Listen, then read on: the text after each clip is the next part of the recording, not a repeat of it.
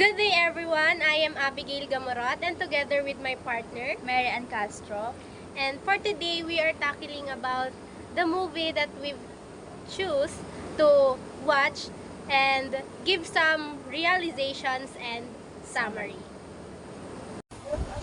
So, ayun, yung napili kong movie is yung The Quezon's Game, wherein yung pelikulang ito ay hinango mula sa tunay na buhay ng dating naging Pangulo ng bansang Pilipinas, which is si Manuel L.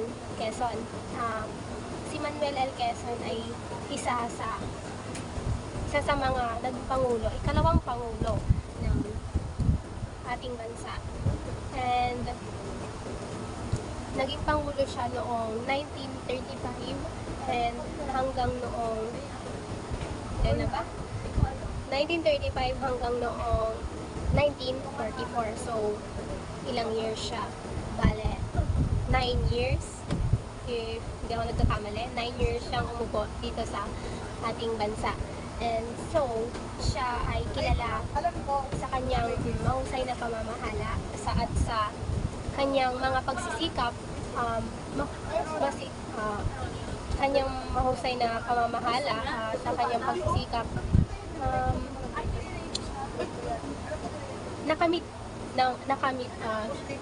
na makakamit ng kasarinlan ng Pilipinas mula sa kolonya ng Estados Unidos. So, ang Quezon's Game ay inilabas noong 2019. And ang pelikulang ito ay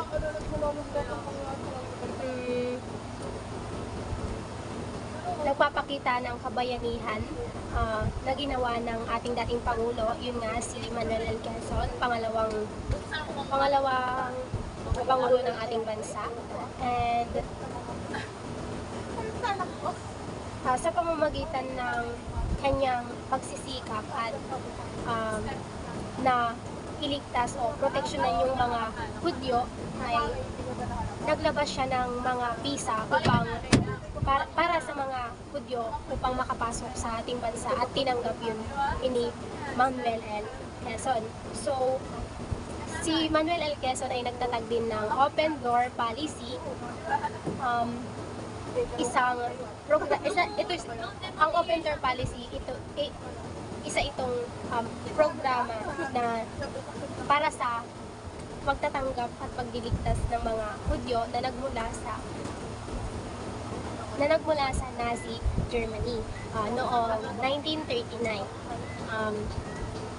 kung saan nagpapakita ng mga kung saan ang open door policy ay nagpapakita ng mga pagpapasya at paggabay sa mga Hudyo na pinatatag ni Quezon. Pati na rin yung mga pagsubok at hamon na kanyang hinaharap habang pinaglalaban ang mga karapatan at kaligtasan ng iba. So, and then sa kabila ng matinding pananakop ng mga Hapones sa Pilipinas, pinakita pa rin ni Quezon yung pagiging matapang at determinadong at may dedikasyon na pagtulong sa ating mga mamamayan dito sa Pilipinas. Like, tinutulungan niya yung mga taong nangangailangan kahit na may kaakibat itong pagsubok. So, ipinakita rin dito sa movie na ito yung pagnanais at pakikipagtulong ng ibang Pilipino sa ibang mga Pilipino pa na merong mga problema at may mga hamon at pagsubok sa buhay. So, dito sa movie na ito parang pinakita talaga ng mga Pilipino na tayo yung mga matulungin, gano'n. Tinutulungan natin yung mga taong talagang nangangailangan. At isa na din doon si Manuel L. Quezon na dapat nating kahangaan. Magkwento ka naman ng pinanood mo. Yung pinanood ko, alam mo ba, yung pinanood ko si The Kingmaker.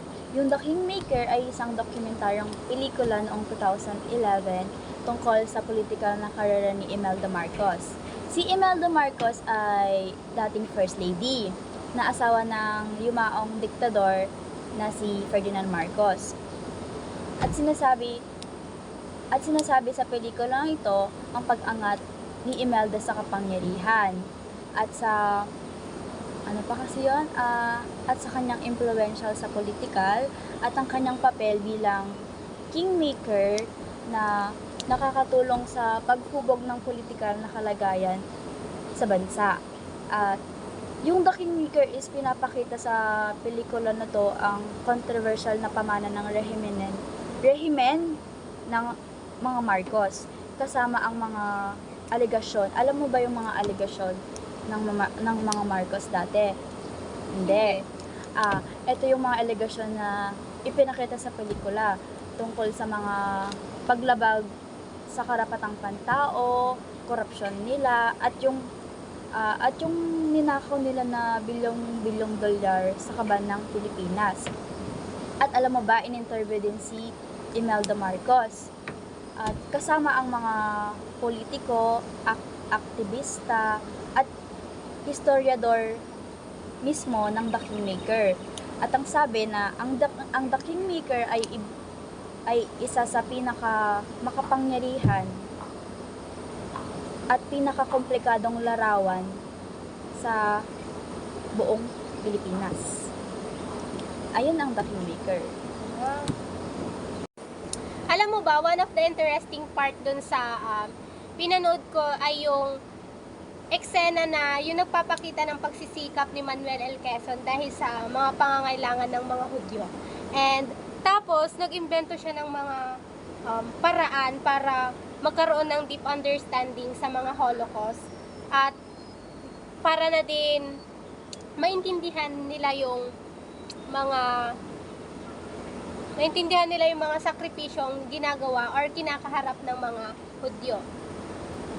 Yung sa akin naman, yung sa isa sa pinaka-interesting parte ng The Kingmaker ay yung kasaysayan ng konteksto nito.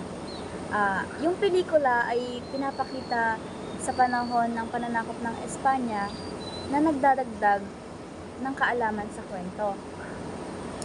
At bukod dito, nagbibigay din rin yung The Kingmaker na sa papel ng pera at katiwalian sa politika ng Pilipinas.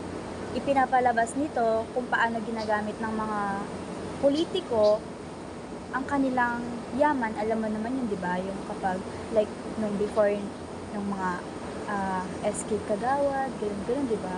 Kung paano nila ginagamit yung yaman nila, naglalagay sila para manalo, ganun.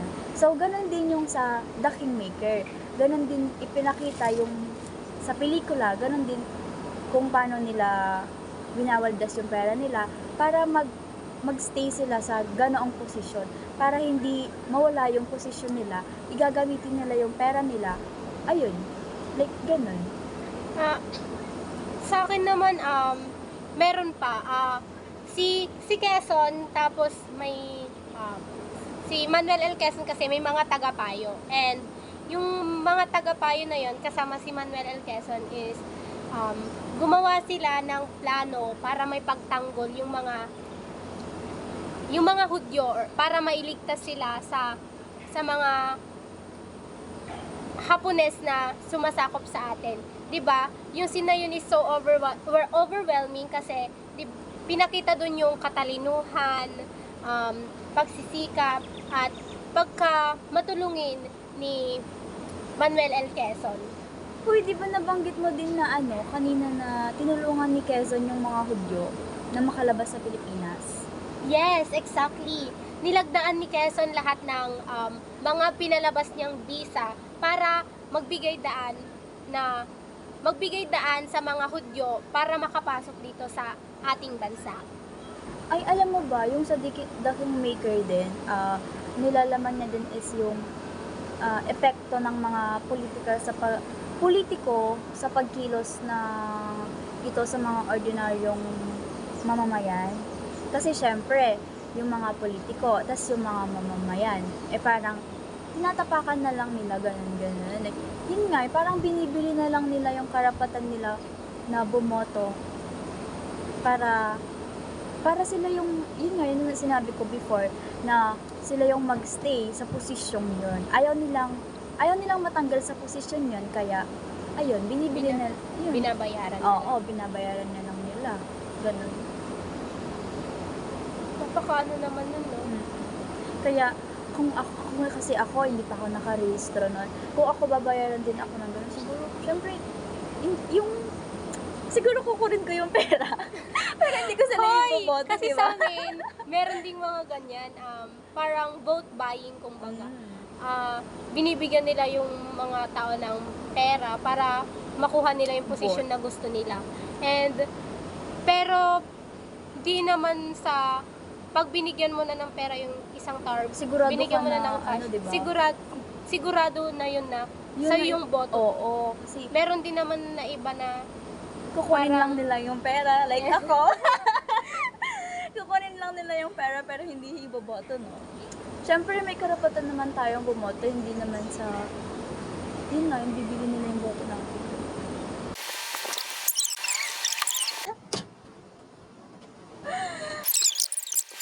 ano naman yung mga na-realize mo bago pagkatapos mo panoodin yung movie na yun? Yung mga yung na-realize ko is, yung sa isang na-realize ko is habang nanonood ako ng The Kingmaker ay yung matibay na impluwensya at epekto ni Imelda. Di ba ka syempre, yung pagkatapos ni Marcos, parang siya yung tumayong president, ganun.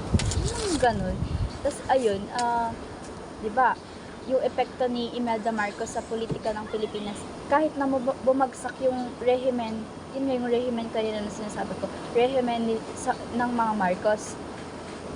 Tapos yung yung mga sumunod na demokratikong transisyon, ipinapakita ng pelikula, yung mga political na hakbang at kakayahan ni Imelda na magporma ng political na kalagayan. Tapos yung mayroon pa akong isang na-realize yung parang pagkatapos kong mapanood yung kwento. Kasi diba kanina is yung habang nanonood ako. Tapos yung ngayon is yung pagkatapos kong napanood yung kwento. Na-realize ko na yung komplikadong kalikasan ng kapangyarihan at kung paano ito magamit ng mga individual tulad ni Imelda. Tapos ipinakita din sa pelikula ang kakayahan ni Imelda na mangakit at manipulahin ang mga tao. Pati na rin yung kanyang angking galing sa paggamit ng kanyang malawak at yaman at koneksyon upang higit pang palawakin ang kanyang mga political na ambisyon. Ganun. Tapos parang nag-aalok din yung Kingmaker na isang malalim na paglalakbay sa pagtatagpo ng kapangyarihan, tsaka political at personal na ambisyon. Pati na rin yung nagpapahiwatig sa mga parang nagpapahiwatig yung sa The Kingmaker sa mga manonood patungkol sa mga politika. Ganun. Ikaw, ano na-realize mo sa ano? Ano nga ulit yan? Quezon's Gate. So, ayun na nga, after ko mapanood yung movie na yon, natutunan ko yung halaga ng tapang, determinasyon at kabutihang loob sa kabila ng mga hamon at pagsubok natin sa buhay. So, alam mo ba, natutunan ko rin na ang kahalagahan ng pagtanggap at pagtulong sa mga taong nangangailangan. Kahit na ito ay may kakaibat na panganib at sakripisyo.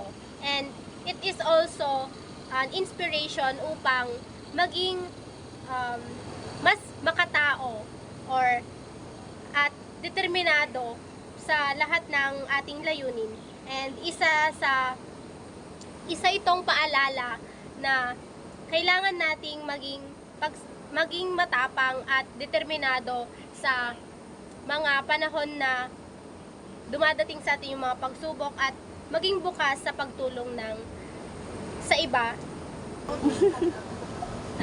Alam mo ba, sa pelikulang The Kingmaker, nalaman ko na mabigat na tungkulin yung pagiging isang leader at ang mga komplikadong desisyon na kanilang kailangan gawin. Siyempre, yung mga leader, kailangan, yung nag-iisip sila ng mga bagay na may hirap na desisyon, ganon. Like, yung sa The Kingmaker, yung parang, ano ko nga yun? Yung parang, naging si ano na ang president kasi siya na yung gumagawa ng bagay na dapat gawin nung kanyang asawa na si Ferdinand Marcos. At napansin ko rin na na parang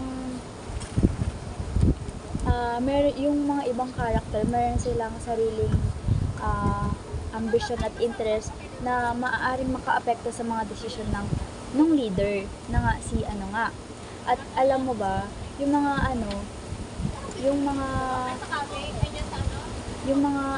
yun nga, gaya ng sabi ko na ibang character is meron silang ibang interest, meron silang ibang motibo, sariling motibo at sariling layunin na pwedeng mag-cause ng komplikasyon at pagkakaabala. Tapos, meron ding mga, alam mo ba yung pagiging leader kasi is na-realize ko sa panonood ko ng The Kingmaker, meron mga challenges na pinagdaanan. Pero meron siyang challenges na pinagdaanan sa politika at mga komplikasyon ng kapangyarihan. Tapos, nagre-remind din yung The Kingmaker na if may hawak ka na malaking responsibilidad, dapat mo itong gamitin ng tama para sa kabutihan ng lahat. Tapos, meron pa. Na-realize ko din na ang pagiging leader ay kailangan may pang-unawa ka, yung patience mo mahaba, kailangan mo maintindihan yung mga nasasakupan mo, ganun. Siyempre, isa kang leader nila, ganun. Tapos, kailangan mo ding malaman na mahirap at magulo yung kakaharapin mo, ganun. Tapos, mahalaga na din na maging tapat ka sa bayan, yung loyal, like me. Maging loyal, ganun. Tapos, para sa akin naman, yun nga, yung parang magiging tapat sa bayan at maunawaan yung mga pangyayari at desisyon ng ng ating mga presidente, leader, gano'n. Para sa akin is yung tatanggapin ko na lang yung desisyon nila, gano'n. Yung parang, yun, kasi yun yung natutunan ko or na-realize ko sa The Kingmaker. Ikaw, ano pa bang na-realize mo? So, yung sa akin naman, in-realize ko. Ayun na nga, after ko mapanood yung movie na yon, natutunan ko yung halaga ng tapang, determinasyon at kabutihang loob sa kabila ng mga hamon at pagsubok sa buhay na dumadating sa atin. And alam mo ba na natutunan ko rin yung kahalagahan ng pagtanggap at pagtulong sa ibang tao, lalo na sa mga taong nangangailangan. Yun talagang kailangan talaga ng tulong. And ano pa ba? And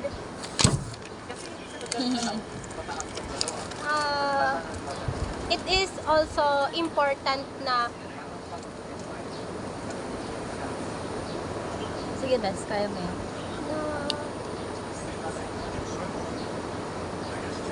Wait. Ito din yung isang inspirasyon natin na upang mas maging makatao tayo, maging determinadong tao tayo sa lahat ng ating mga layunin sa buhay, sa lahat ng goals natin sa buhay. And isa ito sa mga paalala sa mga panahon na kailangan natin, lalo na sa mga pagsubok na dumarating sa atin, at maging bukas sa pagtulong sa ibang tao. Wait lang, ano pa ba yung mga ay teka, may isa pa akong bagay na Na-realize? na-realize na pwede kong may apply sa sarili ko. Yung pagiging determinado, tapos pagiging matapang sa pagharap ng mga hamon at pagsubok sa buhay natin na dumadating. Siyempre, 'di ba, hindi naman natin alam na yung mga bagay na paparating is mabigat, magaan, gano'n. Minsan, nadadown din tayo. And ano pa ba? Yung pagiging bukas sa pagtulong sa iba, isa din yung sa mga mahalaga at pwede natin may apply sa sarili natin bilang matulungin na tao. Oh my God. Bigyan mo akong pera. Vote buying. At syempre, sa pamamagitan ng paggamit ng mga natutunan ko, pwede kaya ako maging instrumento. Wait lang. Pwede ako maging instrumento sa pagbabago at pag-unlad ng mga hindi lamang para sa sarili ko, kundi pati na rin sa ibang tao. And syempre, sa iba pang tao, and need din natin ng kailangan din nating maging matulungin sa iba para maibalik din sa atin yung pagtutulong na ginagawa natin sa ibang tao. Kahit walang kapalit. Yes. Magtanungan tayo mamaya ng kung ano yung pagkakaiba or yung pagkakaintindi mo sa akin sa pagkakaintindi mo sa movie na pinanood ko na sinabi ko sa'yo, and yung pagkakaintindi na Hindi mo magkakaiba. yun nga, di ba nga, yung kunyari, yun sa akin, nagsabi ako kanina, tapos ikaw, syempre, nasabi ko naman sa'yo, and kung ano yung pagkakaintindi mo sa movie na sinabi ko, and kung ano naman yung pagkakaintindi. Parang ipagkukumpara lang natin yung sa atin. Tangan na 37 minutes.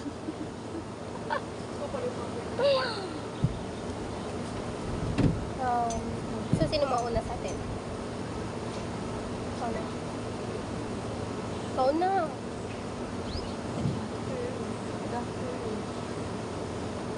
Sabihin na natin.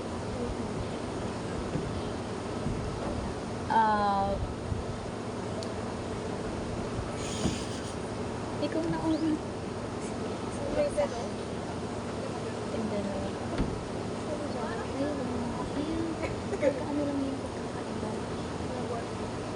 So, kakaiba ng fashion skin ng maker.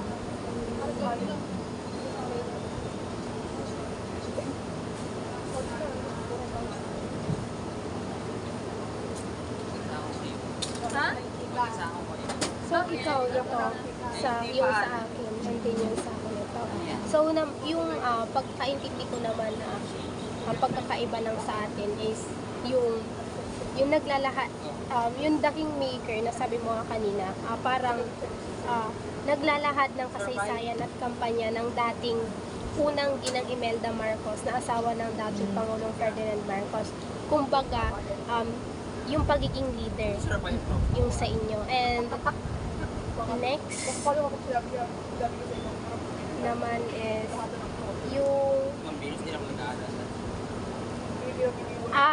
yung The Kingmaker is sumasaklaw siya sa eleksyon noong 2016.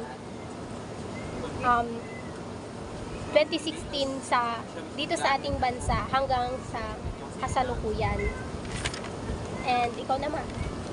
Yung sa sinabi mo, yun nga, yung sa The Kingmaker is yung about kay unang ginang na si Imelda Marcos. Yung sa Quezon's Game naman ay tungkol sa pagsisikap naman siya. Pagsisikap ni Manuel L. Quezon na iligtas ang mga Hudyo sa Nazi Germany noong World War III. Yun. Tapos yung sa ano naman,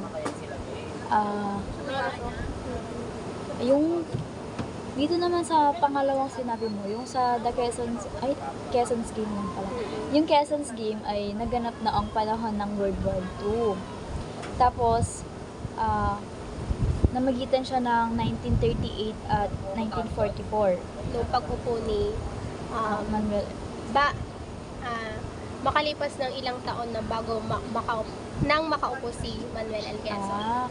At tas yung sa isa pa namang yung Quezon's game ay naglalayong ipakita ang kabayanihan ni Manuel L. Quezon. Yung parang bayani siya kasi syempre based sa mga kwento mo is tumutulong siya sa mga nangangailangan, ganun.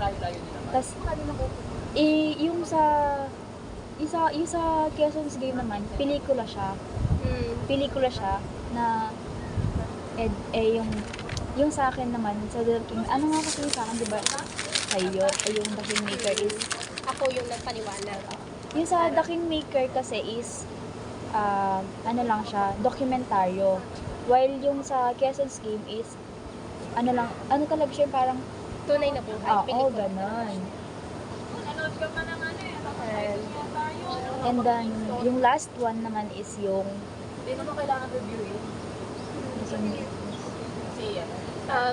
Yung The Kingmaker ay naglalayong magpahayag ng mga Kristiyano at pag-aaral ng sa mga Marcos at ang kanilang impluensya sa kasalukuyang politika ng Pilipinas. Nasabi mo din kanina na parang kailangan itong bayaran para makuha yung posisyon. yung vote buying. Pero sinabi niya kung hindi baka nakalagay doon. Pero hindi niya tinuro paano doon. Tapos yung, din sa Quezon's Game, magbigay pugay naman sa kabayanihan naman.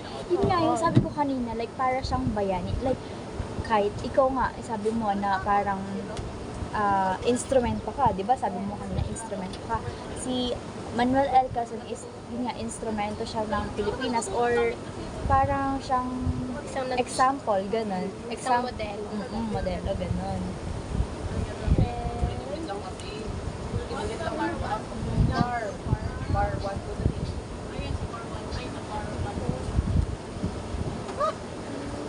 Dito ka ba?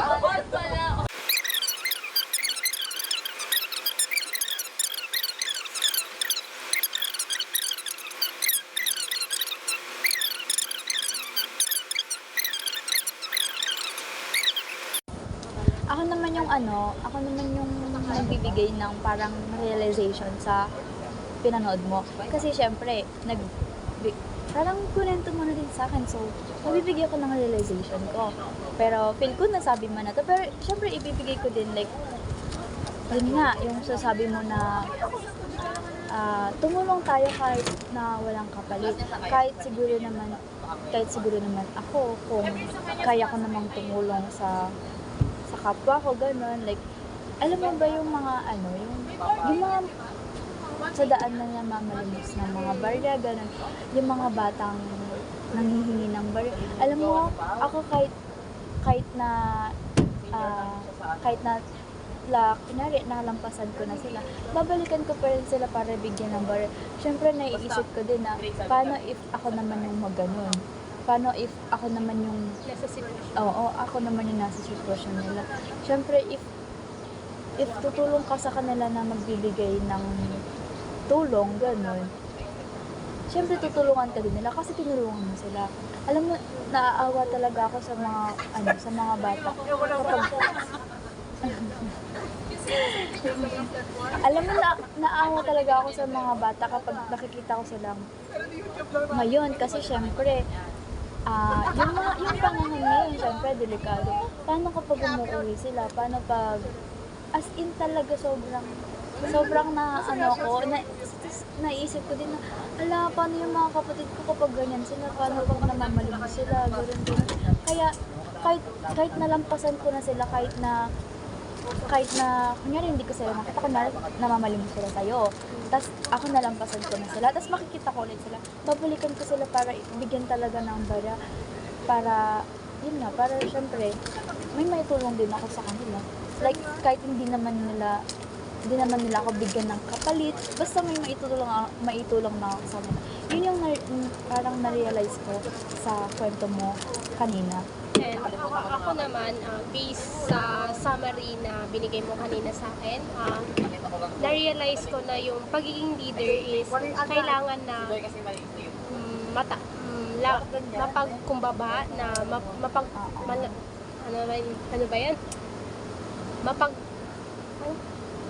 pag-unawa. Mapang-unawa. At kung gaano kahirap yung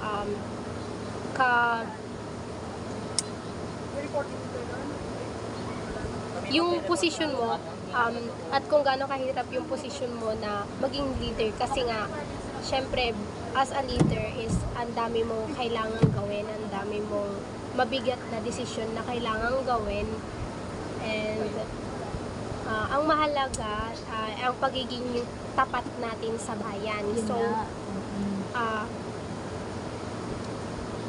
yung kailangan as a leader na nakakataas, kailangan pantay-pantay yung tingin natin sa sarili natin at sa ibang tao. Sa mamamayan. Hindi lang dahil sa pera Mm. na meron sila, hindi porket mayaman o mahirap is kailangan na natin api-apihin.